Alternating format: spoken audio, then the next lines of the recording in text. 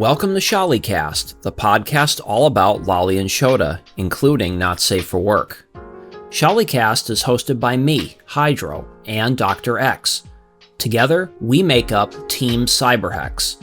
We're the developers of Insexual Awakening 1 and 2, an adult visual novel game where you play as a Shota protagonist and get into all sorts of wholesome, naughty fun with friends and family. I primarily work on the writing and planning for our games, and Dr. X works on the programming, artwork, and additional writing. If you'd like to play Insexual Awakening 1 or 2, you can download them at our official Barag at barag.net/cyberhex. You can also check out our continued development progress of Insexual Awakening 2 at our Subscribestar, which is subscribestar.adult/cyberhex.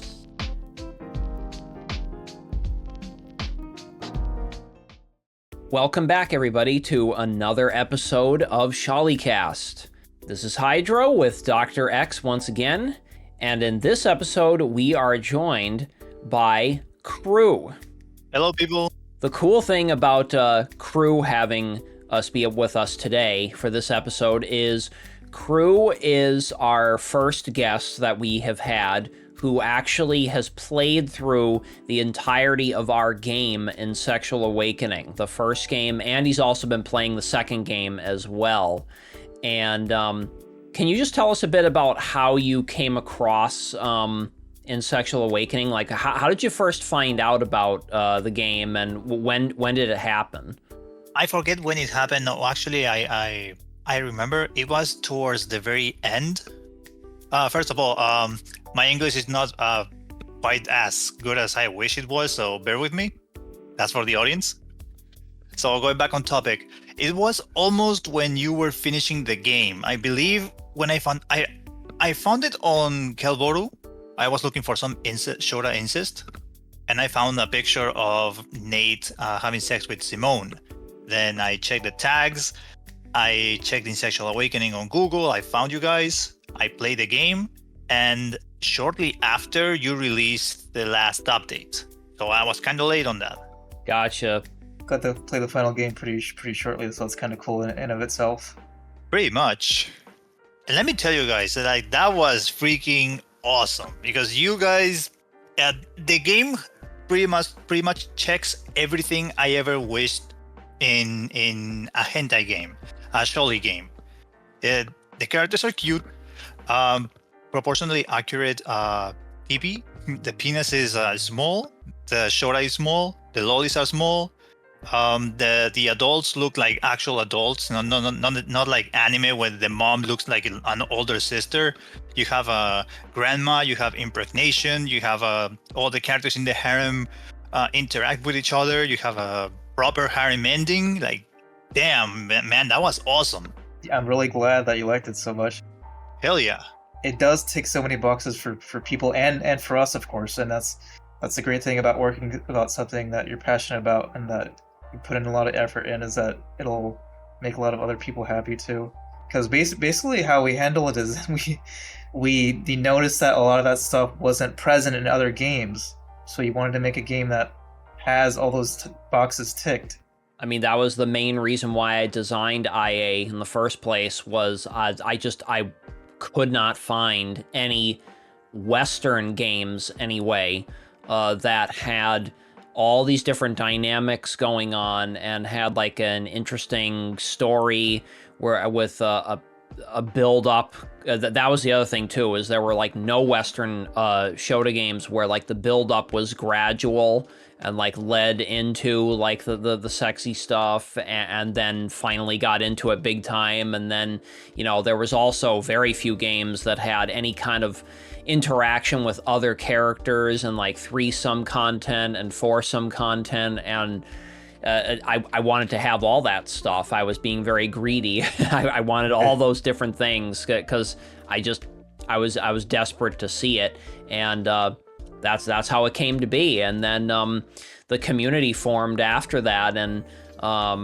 what's cool is how you came in while the game was still in active development, even though it was getting towards the end. You had joined when it was still going on. So at the time, you were probably not even aware that IA2 would even be a possibility in the future, which the funny thing is Dr. X and I didn't really know that at the time either.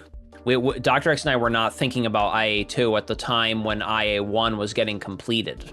No, well, of course, we were focusing on finishing IA1, but the other part is like we were thinking like at the time that Soap Monster had told us that he wanted to leave the project, is that we were looking for like replacement artists or some other kind of artists that we could work with, so we could continue our work doing straight Shota with Lolly and MILFs. And that's an important point, because sometimes you can find an artist that does Sholicon, in other words, Shota and Lolly, but then they won't do MILF stuff. Yep.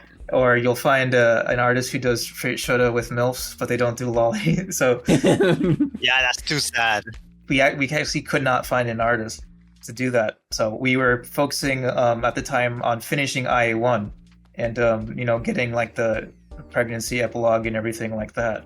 Well, I'm glad you gave it even though you kind of lost your artist, you were able to give it a proper conclusion. Yes, we had to do that.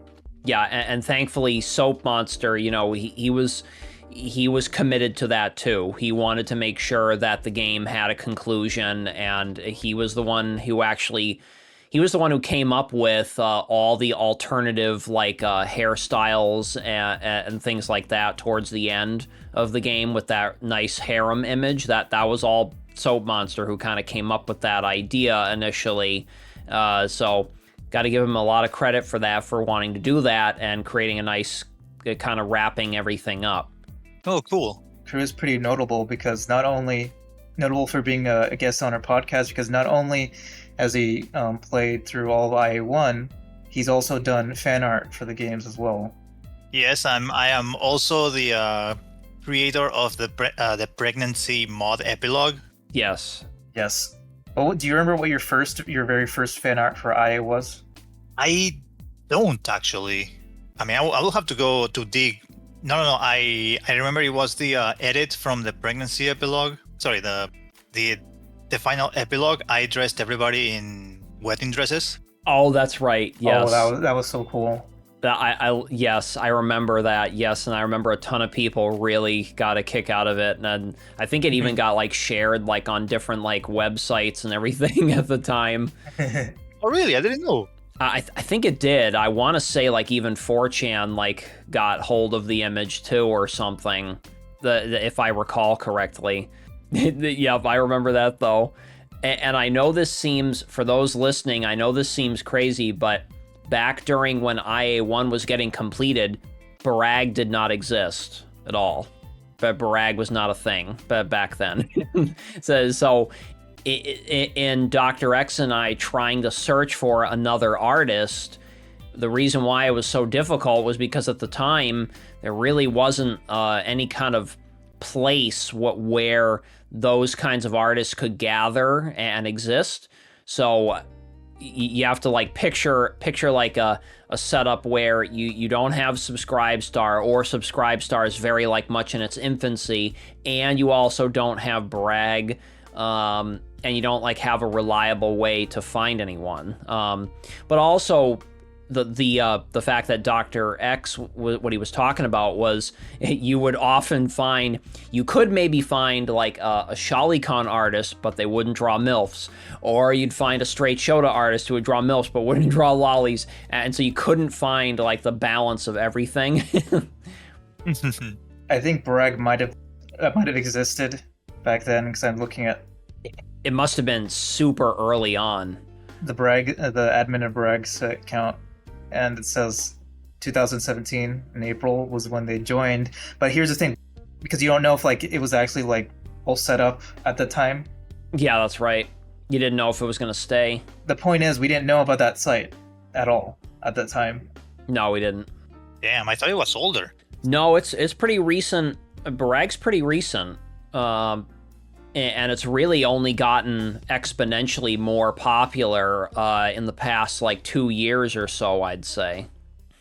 It was big back then. We would have known about it for sure, because we were We were looking around a bunch of different sites. And so like no one was talking about Brag at the time. No. And that's why it's so interesting to see how much it's grown and how well it's known now in the internet community, because it's pretty much the go-to site now. Thank goodness. I'm really thankful for the site for giving people a platform. Oh yeah, the big time. And now I'm seeing tons and tons of different artists from all different and they draw all different kinds of stuff, and it's great. And it's allowed us to find out about artists who do all the different combinations of different art, which is great, which is awesome to see. Now my question, crew, is how did you first get into Lolly and Shota? Like, how did you first get intrigued by straight Shota stuff or Lolly stuff, or the MILFs, with that dynamic of straight Shota? Well, to begin with, it's not like I was looking for, regular porn, and then I discovered hentai, and then I dig deeper into the Shota Lolly. No, I went head on, because when I was a kid, I'm assuming everybody has seen porn at least when they were teenagers, right? So my first exposure when I was in high school, and I kind of when I was started looking at anime, you see how in many anime you have what's the word I'm looking for, very seductive looking women. I will actually go to an internet cafe when I'm being a little dumb like I was, and just Google the whatever character name naked, because I didn't know the term for hentai or anything. I would, for example, Sakura Kinomoto, Card Captor Sakura. I would look for her, and I will get different pictures. I didn't care if it was a Shota, Lolly, or whatever. If I like the character, I'm gonna look it up naked. I feel like a lot of people, especially us in our various ages, pretty much have that same perspective. Is if I like that character, I'll look them up naked or having sex, whether or not they're Shota or Lolly. And we didn't think about the Shota and Lolly aspect that much, honestly, because I remember I didn't think about it at all myself. It was just if I liked the character, that was it. I didn't think about it beyond that. Yeah, same here. Anime looks so cute. Yeah. And I don't think I knew what the term hentai was at all for a while, for a long time. But before I finally, I think I maybe learned about it when I was in my, I probably was maybe 16 or 17 when I finally realized what it was, what that term meant. But before that, no. Did you still see cartoon porn before that, or was it simultaneous? So when you found it out about the term? I know that initially, just because of what my experiences were when I was younger, most of the cartoon porn I was looking up was mostly Disney stuff, or a mixture of video game characters, from Dead or Alive 2, or things like that. But I was not looking up anime characters, except for the big popular ones like Pokemon, maybe. Or will be another good example. Sailor Moon? No, actually Sailor Moon I'd never got into, ever. Oh, really? No. Anime I got into very late. And I was I was probably either a junior or senior in my high school when I finally got into things like Ghost in the Shell, the Second Stage Complex, or whatever it was, which does have that. Actually, our server has been recently talking about, or actually, our server and also Glassfish's server has been talking about this one scene in that series that has super straight Shota vibes in it, and that I do remember all the way back from when I first saw it when I was 16 or 17. That scene still sticks out in my mind when the Shota character asks what's her name, the main female protagonist, about her android body, and then she offers to have sex with him, and he's just no way, I'm not gonna do that. I think he said maybe later or something. Yeah, he's a dummy, but anyway. but yeah, I didn't learn hentai. I think I think what it was is I was looking up just porn on different websites, and then I just kept seeing that term pop up on these different websites because they had a mixture of both anime and Disney stuff. And then I was like, so that's what this must mean. Were you mostly looking up porn of anime characters, or was like a mix? Yeah, for me it was mostly anime because they look the cutest. Like for example, Sailor Moon, I really liked it. I didn't know their ages at the time. Those bodies and how long their legs are, I thought they were like 19 to 20-year-old college students. I would look it up naked. I will later find out what hentai was, and I will look that up too. Then Pokemon 2. I remember that at that point, the latest season was advanced, and I really liked May, so I will look her up too. Yeah, she has a nice design, I think. Yeah, she has a nice rack. I do remember that. Like, I think I remember like noticing that she kind of had a bigger bust than Misty. Yeah, and she's younger. Oh, she's younger too? Misty seems to be the oldest, like not by much. That was always my canon. I mean, she's significantly taller than all the girls. And it's also a good point that you mentioned that like the way the characters are designed, they often look older than they actually are canonically. Yep. And even in shonen anime, given the context where they fight each other to the death, there's lots of blood and everything. There was an 80s anime, Saint Seiya, when there are all these different guys fighting each other, killing each other. There's tons of there's blood on it, and I found out that the youngest of the main group of characters that was only 12 years old. like what the hell? Like, dude is more ripped than me. Yep, it's anime for you. Yep, where the main character like has already been through multiple life experiences at the age of 15 already. Yeah. Yeah, if you're like an anime character and you're like in your 20s, you're old already. Like an old man or old woman. No, if you're in your 20s in anime, you're probably already widowed and have like a single child. Like 1 year away from retirement. Yep, that's why you don't see characters in their 30s in anime, or if you do, they're considered like ancient. They're like the wise old man or wise old woman. Or the typical woman in anime, like, wouldn't you prefer a younger woman instead of an old lady like me? And she's like super curvy, busty, like pretty. And also like only like 30 years old. Or like in her late 20s. Late 20s, yep. Yeah. You know, now that I think about it, with the Pokemon characters, I actually only learned about May and all the different other characters post, because see, I only had watched the Pokemon anime from basically, I only watched it a little past Pokemon the movie 2000. So basically Indigo League, and then a little bit into whatever would be after that, the Orange Islands, I think, or something. And then I stopped. So I didn't actually know about May or any of those other characters except through porn. So like, I remember I learned about May by being like, man, who's this sexy or cute girl that has like this red vest and stuff? I have no idea who this is. And then that's how I found out about her character, and that's how I found about most of the other Pokemon characters later on. So at the time, did you thought that May was sexier than Misty? Well, in my case, definitely yes. Yeah, I mean, I would say I think May's design tends to lend itself to be a bit more sex appeal, a bit more appealing. So I know that I enjoyed seeing art of her, because she was so different than Misty, well, which I did like. Crew, so have you watched a lot of the anime, Pokemon anime? I watched up to Johto, like the first half, and then I kind of stopped. I watched since episode 1.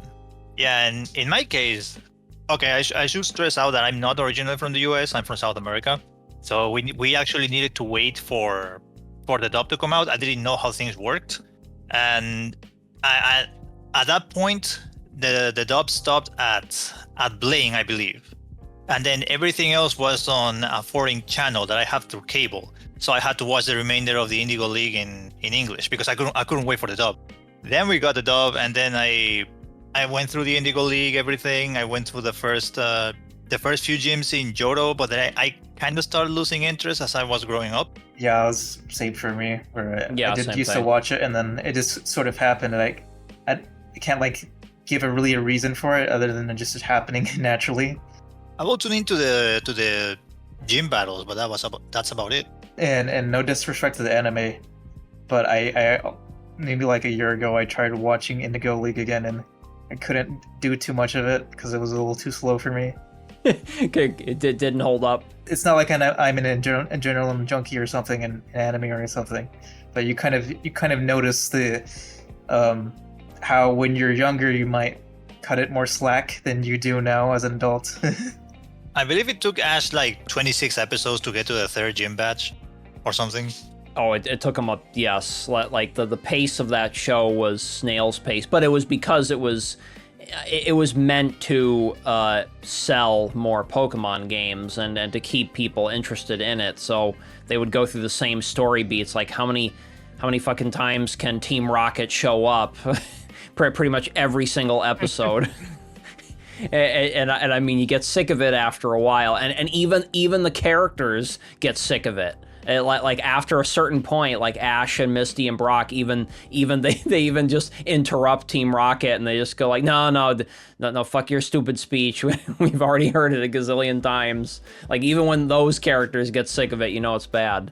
It's taken like so many years for Ash to become like champion and like achieve his dream too. It's been quite a while.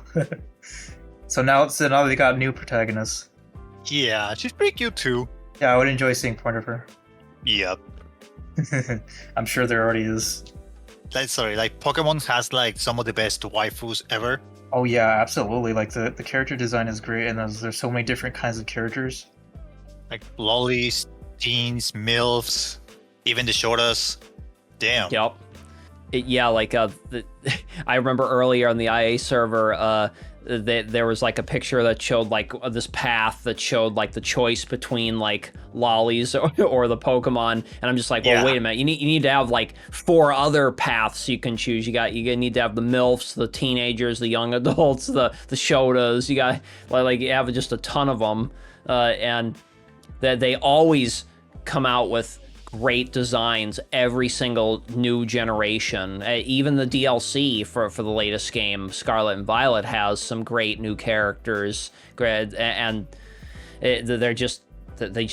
I'm sure they're aware at this point, they have to be after all these years, as to how horny people get over these character designs. They have to know, because that was how my memories remained for these characters, was not because I was watching the anime. The anime for me was totally irrelevant for me at the time when I was growing up, but I kept the porn of the characters and the various Pokemon and stuff, and that's how I kept it fresh in my mind the whole time.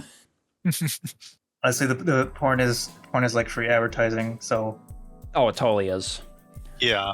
I hope more game developers or corporations realize that and be softer on the porn stuff, because it's people doing their advertising work for them, so they should factor that in for sure. It was in fact Pokemon porn what got me into being a fan artist to begin with. I just like the characters. I started drawing many. As a little kid, I drew Pokemon from like a picture book. But as I got older, I started drawing the girls to having sex. Nice progression. Yeah. Your whole journey of becoming an artist, was it just you just wanted to draw just whatever you liked, and then you just started to kind of learn just how to draw sexier characters, or like how did that progression happen?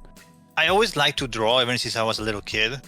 Like everybody in my family has something that has to do with art. Some are painters, some are musicians.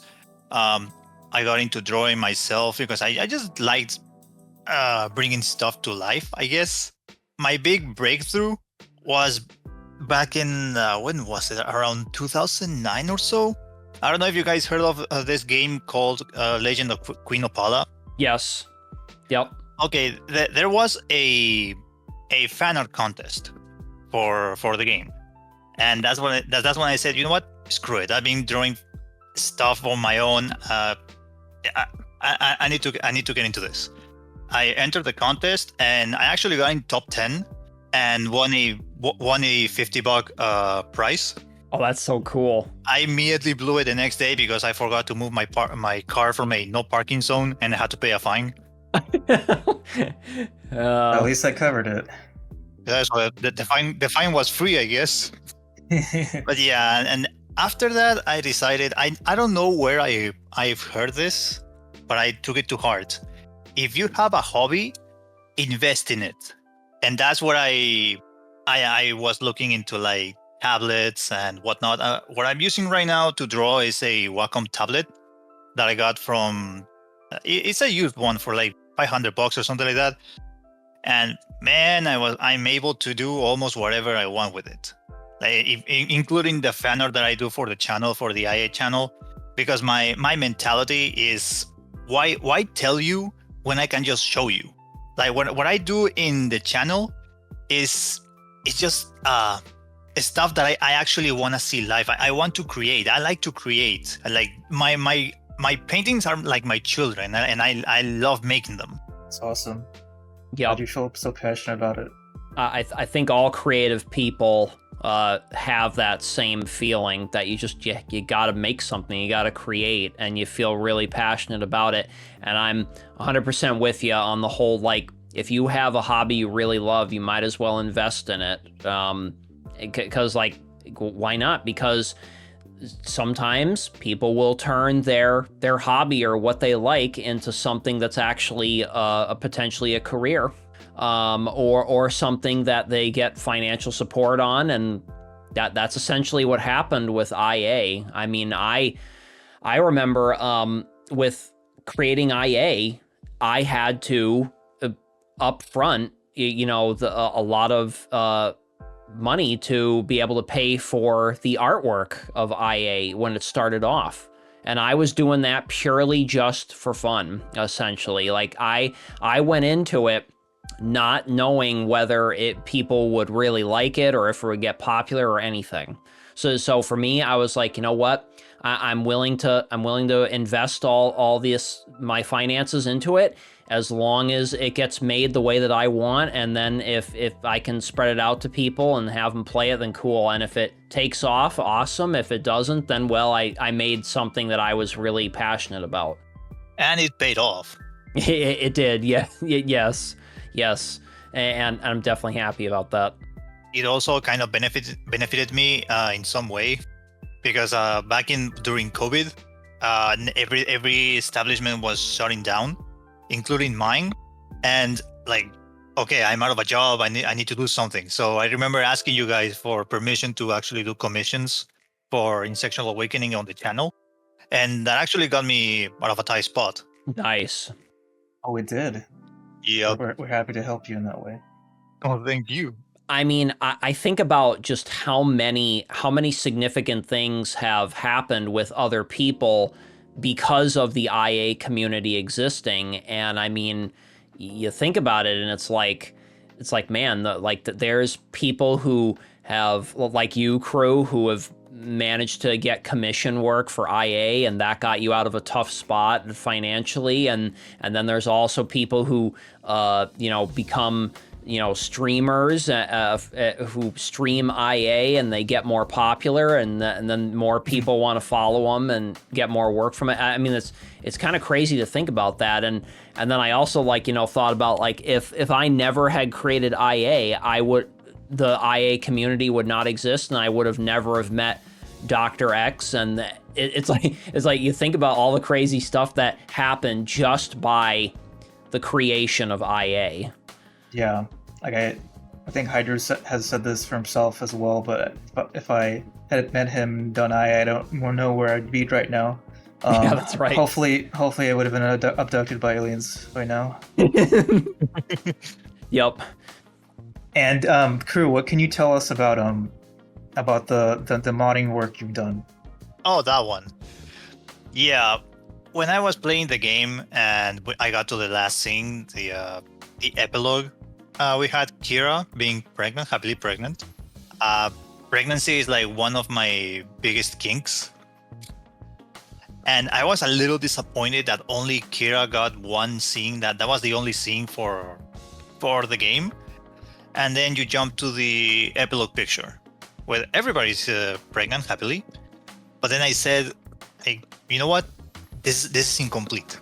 I'm gonna make it myself, and that's where that ideology that I mentioned, like why tell you when I can show it to you? And that was actually my first experience with coding and everything. It took me a little bit to try to dig into the game's code. I didn't do a very good job, so what I did was take the original scene and then just add lines of text to it, because I couldn't make a new one. I would just stretch it out and fill the gaps with each character being pregnant, because I want to see them pregnant, damn it. I want to see Edna having her own child, great grandchild. Also, because I also wanted to see the lollies being pregnant, which is also a big kink of mine. Oh yeah, which is underrated. Yep, it's good stuff. I mean, that's like a whole segment of people that really like pregnant lollies and stuff. So we definitely have people who really like the pregnancy stuff on the IA server and in the IA community. Yeah, like some people like lollies, some people like MILF, some people don't like pregnancy, which surprised me, by the way.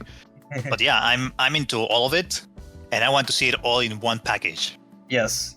What's funny about that is there are people who don't like the pregnancy, but they love the impregnation. That one is like they like the visual of the character getting impregnated, but they're not into the actual visual of them being pregnant. And it's like you get this whole mixture of different people who like different stuff. And that's what made IA very interesting, because it was one of the few games I know of in the West, for sure, where it's the only one where it merges lolly fans and MILF fans kind of together, because they have all the characters are there, so they're going to inevitably have to like interact with each other, or it may make them curious to find out.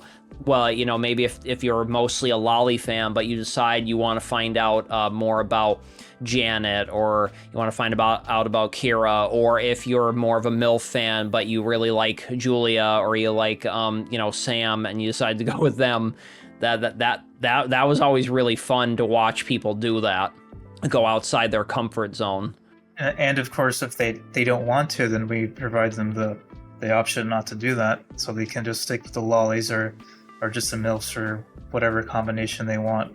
And like even in IA2, some people are just there for the gay option, Tracy, and they don't do anything else. Yeah. And that's one of the reasons why eventually you want to make sure that everyone has like a way to experience the routes in a platonic way, where they can just focus on whatever, like in terms of sex, they can just focus on whatever character type they like. For example, if they only like the lollies, then they'll have an option to still experience the mom route, but it's just in a friendship or platonic way. So that's another thing that we're gonna implement, where you can experience those characters as well without the sexuality being involved in. And this honestly just another example of like all the different stuff we're doing in IA that you don't typically see in other games. Yeah, like not even in Japanese games. Yeah, that's right. Usually you pick a route, and like it just focus on you pick it one route, and it focuses on that character, and the other characters are barely in that route. You know what I mean? Yeah, like I'm glad for all the variety you guys are putting on here, because let me tell you, I'm straight, but damn, Tracy's a cute cinnamon bun. I'm glad you think that. Yeah, he's too adorable. Yes, I really liked designing and writing him and making him a very sweet character. And yeah, there's definitely people who are straight or don't really normally go for the character type, but they'll still enjoy the route, and they can always do the friendship route if they don't want any like sexuality involved either. So this was a really fun character to write. Yeah, because also the writing for the game is good. Not only the premise, the visuals. Like when I say visuals, I'm speaking to the first game because you're using Koi for the second game, so that's kind of like edited assets. But other than that, like the structure, the writing, especially that's really good. Because if I'm gonna be forced to read a bunch of text before getting to the actual loot scenes, I want it to be good. I want to be engaged. I want to know about these characters, and you really do a good job at it, like making 3-dimensional characters.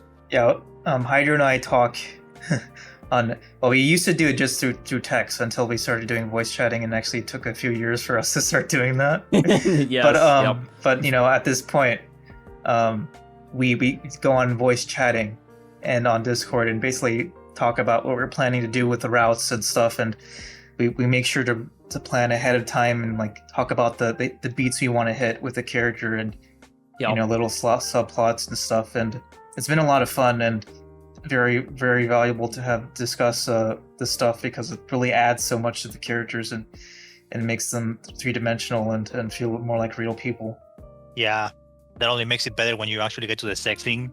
Oh, absolutely, because it just has so much more meaning behind it, and all that like build up, it makes it more satisfying as well. Yeah, most definitely. That was one of the things that I wanted to make sure to do, even from IA1, but in IA2 we ramped it up even more, I think, because all of the like character building we did, and because IA2's writing is a little deeper and goes more into the lore of the characters and the world as well, and it's been fun to kind of expand that in the second game for sure. Oh yeah, that, like, it's been like adding that layer of complexity to the characters really has made it a lot of fun. And we like to look at it from the perspective too of like the player. Like if we were playing it, like if we were not the creators of IA2, but we came across it and we were playing it, how happy would we be with the various characters and their stories and their routes? And I'm confident that I would be extremely happy with playing IA2, and I would really be enjoying it a lot. Yeah, some porn games there's like very little, and it's okay for it to be this way because everyone desires different things. But I've noticed in a lot of porn games there's kind of often very little depth to the character or to the relationship, and especially I would say probably especially in straight shooter games, because I've played a few in Japanese, and although those games can be pretty good, I have noticed that it doesn't feel like there's as much depth in the relationship. So that's something that we really wanted to do in the IA games, is introduce that kind of complexity and chemistry as well, because it really adds more to it.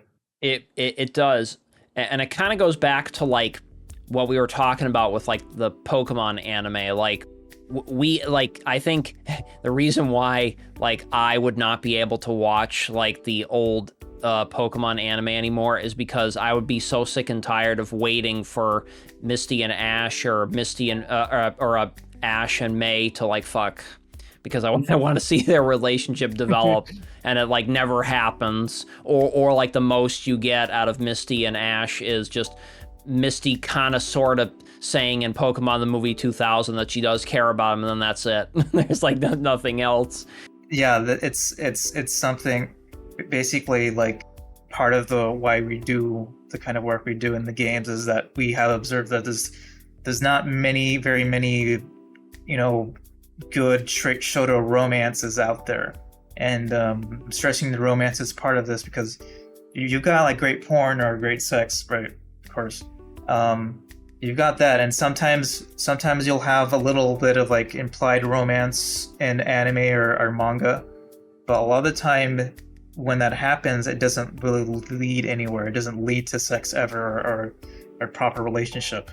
Yeah, that's right. Like we all know about like some kind of cartoon or anime or manga where there's some kind of hinting that the shoujo character likes the girl, or vice versa. And I should mention that I'm talking about I'm talking more about like age gap straight Shota stuff, because in anime you'll see like the lolly Shota stuff, like where they end up together and stuff, or in cartoons. You'll see that, right? Yeah. But like a Shota and a woman character, that I haven't really seen it end up anywhere. Like they'll do teasing and stuff, but like a proper romance, I have not actually seen it. Like the most you see is like the little elementary school boy having a crush on the teacher for that one episode, and that's it.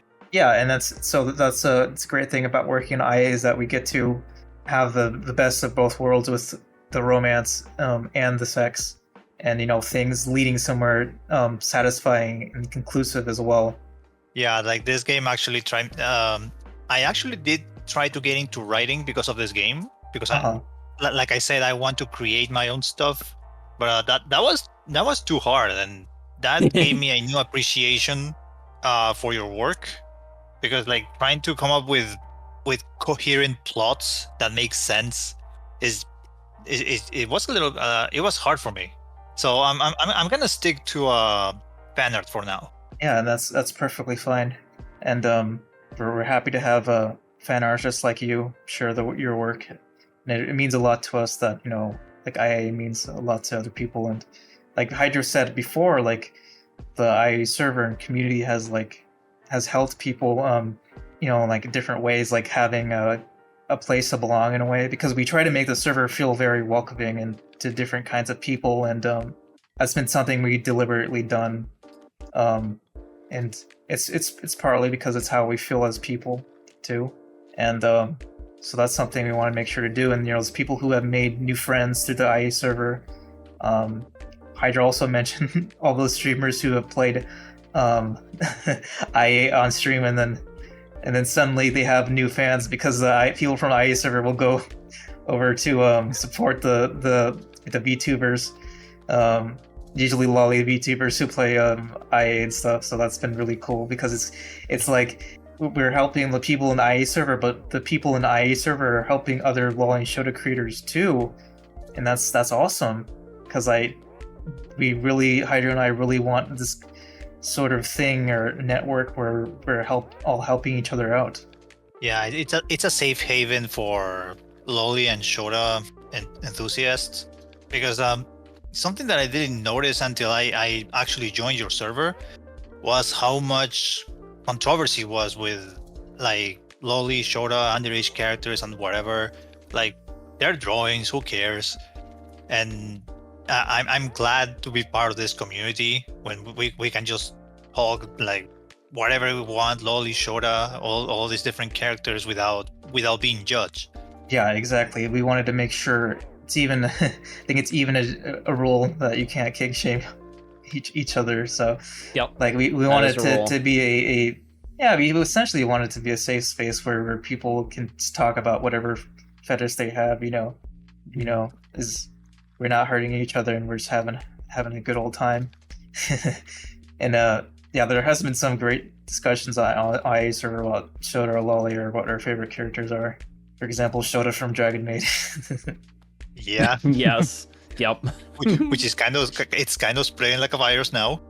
Kind of concerned. but yeah, Shota is a pretty good Shota. And I feel like it's criminal how little hentai there is of him with like Lukua, or just in general. Yeah, I think that Shota is an underrated character, and he's cute. And not only would I like to see him with Lukua, but like it's kind of in general with straight Shota situations, because he does have it's a simple design, but it's a nice design. Yeah, that's right. Kind of reminds me of the latest fan art that I did on the channel, where I replaced everybody on the IA epilogue with Dragon Maid characters. Oh yeah, that was great. That one's so good. I shared that on the Barag, the Team CyberHex Barag and stuff, because it was so fun. I loved that. I mean, when the next season of Dragon Maid comes out, season 3, man, that's if there's like any more. Well, actually, if Lukua's sister shows up, that's gonna be really, really funny. Shota's gonna drown in tits. Yes, he is a lucky bastard. I mean, imagine if Shota had like a 3D model made of him, and then he became like the go-to for 3D like anime like porn animations instead of Hugo. Dude, you could just really like port it over from Koikatsu and put his head on the Daz body, which is actually something I intend to do in a general sense. Is basically take an anime head from Koikatsu or Vroid or something and put it onto the Daz body, because if people don't know, the Daz body is what you can attach really good genital models to easily, and this is what a bunch of 3D artists do. Is that they'll take the head from a video game character or whatever and just put it on the Daz body and add genitals to it. So that's usually what people do. And then they use Blender for like the animation. Yes, and I've been getting into Blender. If you want to do animations, Blender is really the way to go, and so that's what I've been studying lately. And I have been doing some practice animations. I just hasn't released anything yet, but that's my end goals. Do lots of animations in Blender. So it's really fun stuff, and Blender is free, so if anyone wants to get into 3D stuff, Blender is a very good place to start. And end, because I don't really think you necessarily need the other applications that cost a lot of money, like a Maya. You can do plenty of stuff in Blender. It's more than sufficient for 3D animation porn. Oh yeah, and I've seen a ton of amazing work done in Blender, like for not for porn, for regular stuff. They've done an amazing amount of work. It's even used for 2D stuff now. Yeah, that's right. There's the grease pencil. Oh, really? Yeah, I don't know exactly how it works, and I don't know if anyone has been using it for 2D porn yet, but yeah, you can do 2D stuff in Blender. Wait, but do you mean like live 2D, like when they animate VTubers models or something? No, this is actual like. It's extremely cool, but yes, like you actually do actual like 2D drawings, and you can also do like that pseudo kind of thing that a lot of animes do now, where they make it. I mean, now animes have gotten to a point now where even though they might be using 3D models, it looks just like as if it was drawn. So it's like really well done, and that's what it kind of reminds me of. I might have to look into it. And then they're going to be coming out with another animation app for the iPad, Procreate, except it's called Procreate Dreams. And that's like really highly anticipated as well for people who like drawing on the iPad and stuff. That's going to be a crazy app too. That looks amazing. That's like specifically catered to people who want to do animations, like 2D animations on the iPad. So it's Procreate Dreams, I think is what it's called. Now, Kuro, aside from the IA characters, is there like a favorite lolly character that you like? I like the underrated characters, but two that immediately come to mind is Roll from Mega Man. Oh yeah. That one's so cute. And the other one is a pair of twins. I don't know if you guys heard from the Hyperdimension Neptunia series. I think I've heard of it. I've heard of the series, yes. It's a JRPG, has like 99% of the cast is female, so there's tons of fan service. There's two twins called Rom and Ram, which they are like the cutest little things ever, and I love them. Those are like my favorite lollies ever. What do you like about them? They're just so adorable, and their hair color is like normal. They're just straight. They don't have any crazy hairstyles or anything. They're more like down to earth. They're small, they're flat, and they wear skimpy swimsuits when they fight. Nice. Yeah, there definitely is something to like a kind of like a lolly that doesn't have like a super like extravagant appearance or something. It's kind of like a more realistic hairstyle or hair color too. Oh, and also Kana from Dragon Maid, because she's even smaller. She's chubby. And for my personal taste, those horns that she has look like a cow's horn. Oh yeah, they kind of do. Yeah, cow horn. She's thick, like chubby and huggable. She reminds me of an actual cow, and cows are my favorite animal ever. They're like so cute, so adorable. And those horns are pretty useful, if you know what I mean. Yeah, you can take it from behind with that thick ass she has, and then grab the horns. Yes. Handlebars, yep. Handlebars, perfect. Great for blowjobs too. So then if there ever was like a lolly that came out that was like a cow like lolly, like a humanized like cow lolly, that would be like amazing for you, crew, if it was really cute and stuff. Actually, not really, because I love hentai girls of every kind, but when like let's say for example you have like a really sexy girl like with the cow print swimsuit or whatever, my mind goes towards the cow, like the cute little cow on a farm just eating grass, and I lose all my horniness because I'm too focused on the cow. That's how much I love cows. So there has to be a balance. Yeah, a balance. Like if they're gonna wear if they're gonna have some sort of cow motif to it, it has to be minimal, so I can focus on the girl. Oh, that's interesting. I love cows. Well, cows are pretty cute. Don't play the cow level in Diablo 2 then. don't play that level. No, there is no cow level, don't you know? Oh yeah, that's right. There is That none. brings Yep. me back. That was a cheat in StarCraft, I think. Yeah, it skips the level. Yeah, yes, that's right. And you can talk to cows in Baldur's Gate 3. I don't remember what part of the game that was. It was early on. Early on, you can do it. But although there's multiple parts in the game where you can talk to cows. Were they ox or cows? Oh, you know what? It could have been that they were mostly oxes, but I could have sworn you did talk to cows though. At one point, you do talk to some cows. Now, what about Shota characters, crew? Are there any do you have any favorite Shota characters aside from Shota from Dragon Maid? I was about to mention that one. He's pretty cute. On the top of my mind, not necessarily a favorite one, because I focus more on the lolly. But I do appreciate when the Shotas are cute. Like for example, in Pokemon, like the little Poke Kid that has the Pikachu suit. Oh yeah. Or the youngsters. Basically, if it's cute, I'm into it. Oh, I totally know what you mean. Yeah. It's a rule of thumb with Lolly and Shota, like true Lolly Shota designs. They need to be cute. Yep. I'll also say that I think usually the youngsters are actually, a lot of times they're better than the protagonists, I think. Yep. Yeah, a lot of times people when they make porn of Pokemon, they'll just use the player characters, but I think a lot of the times the youngster trainer class is better, the NPCs, and I think my favorite one is definitely the Galar youngster. Yeah, that one's cute. It's no surprise then that he's probably one of the most featured NPC Shotas that you'll see in Pokemon porn. Or Alistair. Alistair's great too. Yeah, he's pretty cute too. And he'll often get shipped with Bea or Hexmaniac. Yeah, either Bea, Hexmaniac.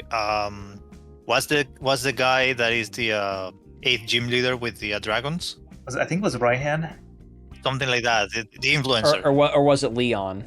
No, Leon was a champion. Oh, okay.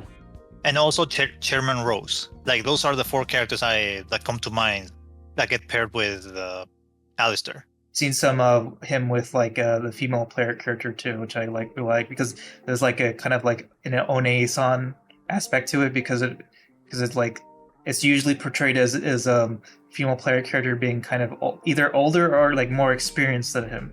So you kind of have that dynamic too. That's really fun. Yeah, he's too innocent. Yeah, he's a great Shota. And I even I found some artists on Pixiv that they have I don't know how, at least one of them has made so much Alistair X Bea art, and it's great. I always love it when there's I stumble upon an artist on Pixiv or some other website and they're so dedicated to a particular ship. It's kind of amazing. It's actually very admirable in a way. But the art was great, and I think people either speculate or maybe there's official material saying Alistair and Bea are siblings, which makes it even better for me. What? Oh, nice. I don't know if it's true, but that's what I've heard. No, they're not siblings. I mean, it'll be cool if they were. Either way, I think they're a great couple. I mean, usually I'm not like super into like ships that like involve characters that don't like interact with each other in like the same game or universe, because technically they're not both in the same version of the game. Like Bea's in Pokemon Sword and Alistair's in Pokemon Shield, right? So they don't actually interact in the games, but it's like I can definitely see like such a good dynamic between the two if they were to be in the same game or same universe. Yeah, that would be pretty cool. Now, ironically too, since she's the fighting trainer and he's the ghost trainer, so he should have advantage over her. Usually not depicted that way in fan art. Bea's really the one in control. Yeah, she's the top.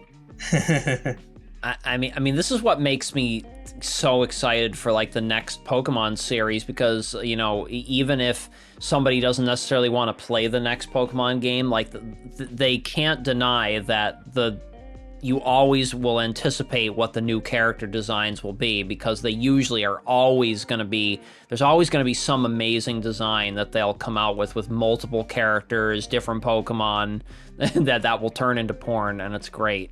Honestly, like I look forward to the new characters more than I do the new Pokemon. Don't get me wrong, I care about the new Pokemon and everything, but like Pokemon would not be the same without the characters.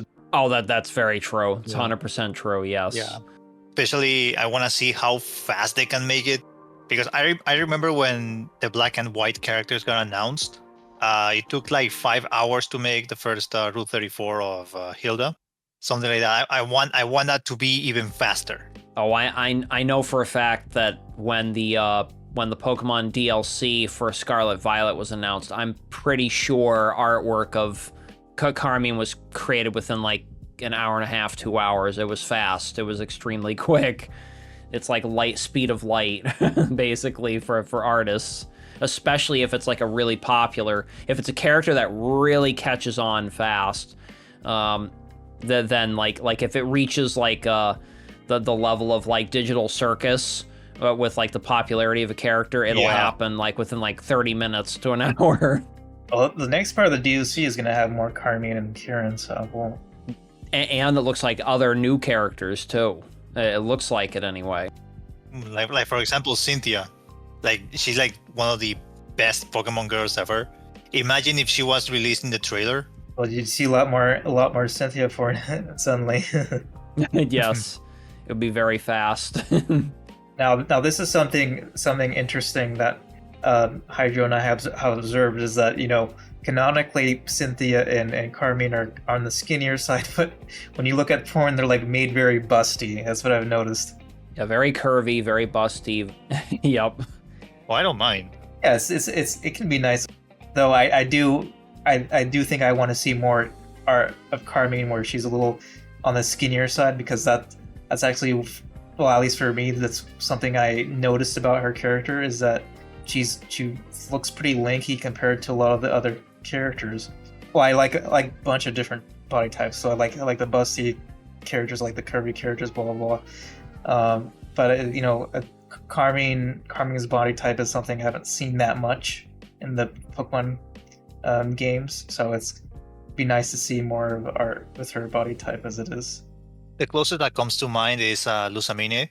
Mm-hmm. Like she's like super skinny, and she doesn't have a lot of boobage. But people always put like a huge rack on her. Honestly, this is one of the few characters where I actually like her with a smaller chest. I don't know. It fits her for some reason. Oh, I know what you mean. Yeah, for some characters it might fit better, especially for lolly characters, I have to say, because yes, one famous example is Marnie, which in game, I swear to God, she is flat as a fucking board. There's nothing there, right? But in porn art, she's definitely given something in the chest region, which is fine. It's like everyone has different preferences, but it is nice to come across Marnie art where she's flat as a board there, because it feels true to the character. There's certainly something very nice about a lolly character who is so flat that you can see like the pec muscles on her chest. Oh, definitely. So damn good. Yeah. like the little Eevee costume girl when she's out of the costume and she's like super flat. Yes. You can see her cute little nipples. Yes, I always liked her. She's super cute. And that's how the IA2 lollies are. Is it's they got no boobage, so you see a little bit of pec muscles on their chest, and it just adds so much to the lolly feeling. And of course, don't get me wrong. The lollies with the little bit of chest fat are completely fine. Either because they're chubbier, or maybe they're a little older or something. But you gotta appreciate the super flat lollies as well. Yeah, you went smaller for this game. Yeah, we did, and we did want to do that in the first IA, but we didn't get the opportunity to. So that's why I'm thankful that we could do that in the second game. Yes, yep. Because originally, Sam and Julia were supposed to be very, very flat. But Soap Monster wasn't 100% comfortable with depicting that, so he had to give them some chest, which, I still love their designs. I still think they're very well done. It's just in IA2, we wanted to commit to like totally flat as a board kind of designs. There's actually a mod that like edits the art to make Sam flat, basically. Yeah. So that, stuff like that's cool. Hydro and I are thinking of adding official voice acting to IA1 and IA2 at some point, and thankfully we've made a few connections that might make that a reality. Yes, that'll be extremely exciting if we can pull that off. And just to clarify, it will be voice acting not for every single line in the game, as that would be a massive undertaking. but what we will do is kind of a fun thing where people who've played Persona 5 will know what we're talking about here. But it's like we give if you give characters some voice lines in certain scenes, or like in the beginning of the game, I remember Dr. X and I talked about this, that we would record voice lines in the beginning of IA, so that way you could right off the bat establish in your mind what the characters are sounding like. Yeah, like when they get introduced. Yes. Stuff like that, and ideally something like at least one voice line per scene, and like stuff like moaning. Like a moaning loop during sex scenes would be great. Or like depending on their reaction during like regular dialogue, they'll say like a certain phrase, or they'll make some kind of like particular like saying or something like that. Like little interjections that you'd see and from like Persona when the lines aren't fully voiced, or like Fire Emblem. Fire Emblem does that a lot too, where they'll do a certain interjection or noise that matches the line but isn't like reading out the line exactly. So stuff like that, I think that adds a lot. Just those little interjections keep you being like, oh yeah, that's what the character sounds like. That like, it's almost like it reminds you when you haven't heard them talk for a while, like in a cutscene or something, and it's fun. It keeps them in character with their voice is what it is, and it's cool. The fact that we're still like kind of working on IA1 and keeping it alive, not just us but also the modders, with all the fan art stuff. It's so awesome to see that people are still interested in it and enjoying it and loving it, and people are streaming it and playing it. So that's awesome stuff. And eventually we're thinking of it would be great to sell physical merchandise of IA1 as well. Stuff like that, and going above and beyond for a Western lolly and Shota game. Naked lolly hawk pillow. Who knows? Maybe. I personally wish, like a dream of mine. I doubt it'll ever happen, but who knows? Would be to make plushies of the IA characters. I still would love that if that happened. I would still love it. That would be amazing. That would be awesome. Yeah, and let's have it sold at Anime Expo. Yeah. Had to ask J18. Be like, here. Who knows? Yeah, you guys sell it. Yeah, and then you buy it, and your parents or significant other sees them and then, hey, that's cute. Where's that character from? How do I explain?